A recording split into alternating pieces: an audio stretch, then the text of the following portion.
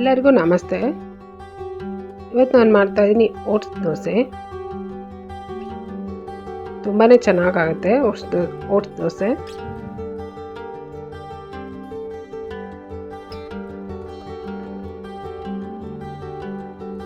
Oats instant dosa ಇದು ತುಂಬ ಚೆನ್ನಾಗಾಗುತ್ತೆ.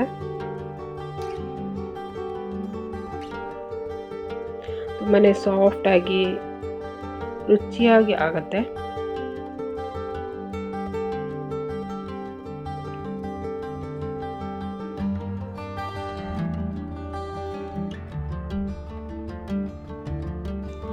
ಓಟ್ಸ್ ದೋಸೆ ಮಾಡೋದಕ್ಕೆ ನೋಡಿ, ನಾನು 1 ಕಪ್ ಓಟ್ಸ್ ತೊಗೊಂಡಿದ್ದೀನಿ.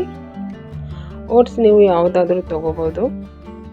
ಇದನ್ನು ಗ್ರೈಂಡ್ ಮಾಡಿದ್ದೀನಿ ನೋಡಿ, ನೈಸಾಗಿ ಗ್ರೈಂಡ್ ಮಾಡಿದ್ದೀನಿ. ಗ್ರೈಂಡ್ ಮಾಡಿರೋ ಓಟ್ಸನ್ನು ಒಂದು ಬೌಲಿಗೆ ನಾನು ಹಾಕೋತಾ ಇದ್ದೀನಿ.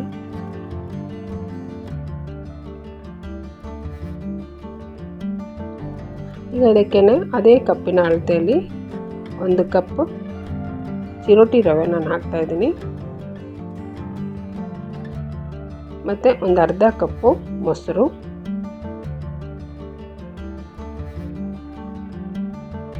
ಇದಷ್ಟನ್ನು ನಾನು ಸ್ವಲ್ಪ ನೀರು ಹಾಕಿ ಕಲಿಸ್ತೀನಿ.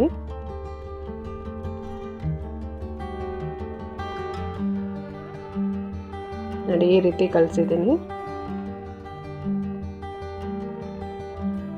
ಇದನ್ನು ಒಂದು 10 ನಿಮಿಷ ನಾನು ತೆಗೆದಿರ್ತೀನಿ. ನೋಡಿ, ಒಂದು 10 ನಿಮಿಷ ಆದಮೇಲೆ ಈ ರೀತಿ ಆಗಿದೆ.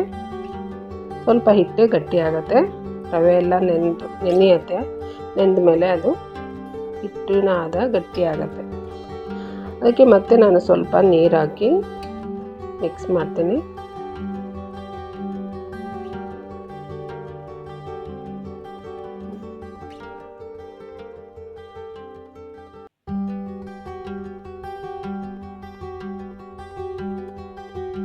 ಈಗ ಅದಕ್ಕೆ ರುಚಿಗೆ ತಕ್ಕಷ್ಟು ಉಪ್ಪು ಹಾಕಿ, ಮತ್ತು ಒಂದು 2 ಚಿಟಿಕೆಯಷ್ಟು ಅಡುಗೆ ಸೋಡಾ ಹಾಕಿದ್ದೀನಿ. ಚಿಕ್ಕದಾಗಿ ಹೆಚ್ಚಿರುವಂಥ ಕೊತ್ತಂಬರಿ ಸೊಪ್ಪು ಮತ್ತು ಚಿಕ್ಕದಾಗಿ ಹೆಚ್ಚಿರುವಂಥ ಈರುಳ್ಳಿ ಹಾಕ್ತಾ ಇದ್ದೀನಿ. ಮತ್ತು ಇದಕ್ಕೆ ಕ್ಯಾರೆಟ್ ಕೂಡ ಹಾಕ್ಬೋದು, ಬೇಕು ಅಂದರೆ ಹಸಿ ಶುಂಠಿ ತುರಿದ್ಬಿಟ್ಟು ಹಾಕ್ಬೋದು.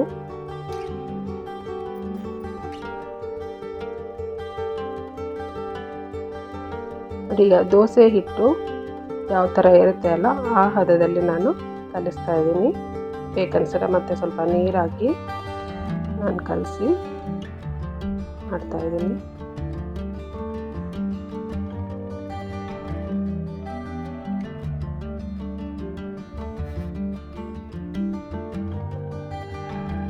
ಇದನ್ನು ಸರಿಯಾಗಿ ಕಲಿಸ್ಕೊಂಡು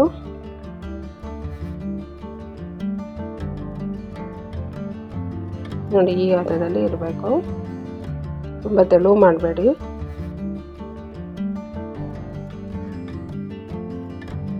ಈಗ ಹಂಚಿಗೂ ನಾನು ಬಿಸಿ ಆಗೋದಕ್ಕೆ ಇಟ್ಟಿದ್ದೀನಿ. ಹಂಚ ಮೇಲೆ ಫಸ್ಟ್ ಎಣ್ಣೆ ಹಾಕಿ ನೀಟಾಗಿ ಒರೆಸ್ಬಿಡಿ. ಆಮೇಲೆ ಸ್ವಲ್ಪ ನೀರನ್ನ ಚಿಮ್ಮಿಸ್ಬಿಟ್ಟು ಅದನ್ನು ಒರೆಸಿದ್ರೆ ಈ ರೀತಿ ಮಾಡೋದ್ರಿಂದ ದೋಸೆ ಚೆನ್ನಾಗಿ ಬರುತ್ತೆ, ಅಂಟದೇನೆ ಚೆನ್ನಾಗಿ ಬರುತ್ತೆ.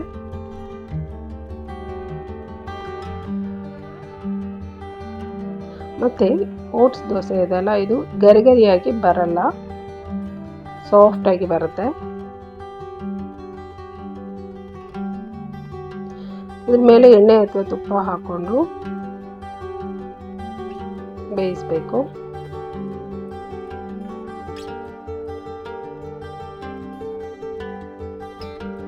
ಚೆನ್ನಾಗುತ್ತೆ ಓಟ್ಸ್ ದೋಸೆ, ತುಂಬಾ ಚೆನ್ನಾಗುತ್ತೆ. ಇದ್ರ ಜೊತೆ ಬೇಳೆ ಚಟ್ನಿ ಅಥವಾ ಕಾಯಿ ಚಟ್ನಿ, ಟೊಮೆಟೊ ಚಟ್ನಿ ಯಾವುದಾದ್ರೂ ತಿನ್ಬೋದು.